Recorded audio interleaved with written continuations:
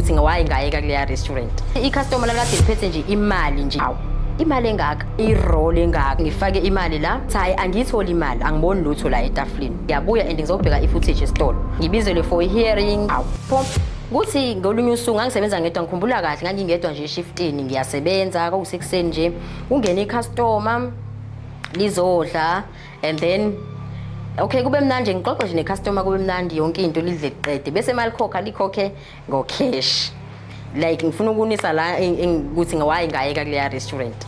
And then lisimali khokha ngo-cash, shuthi i-customer lakade liphethe nje imali nje like eyi-roll engaka. Shuthi imali khokha lisimali faka imali esikhwameni sakhe, igeje imali shuthi iwe phansi ingene ngaphansi nje kwetafula yabo lingaboni. Nami ke lapho vele angiboni. Mase lihamba ke customer vele ke angilibonanga nami ukuthi bilihamba ngemoto kanjani yabo. Ngithi mangixoxe vele ngangingedwa e-shiftini ngaleso sikhathi. Ngiqoqe mangisi ngaphansi kwetafula nje hawu.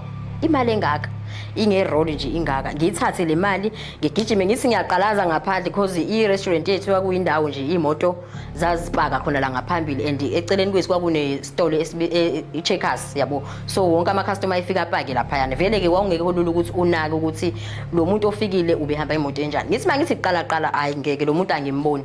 Okay it's fine, ngithathe le mali ngifake nje ephaketheni because uyazi mowethu ukuthi ufake i-apron. Ngithathe ngifake imali la.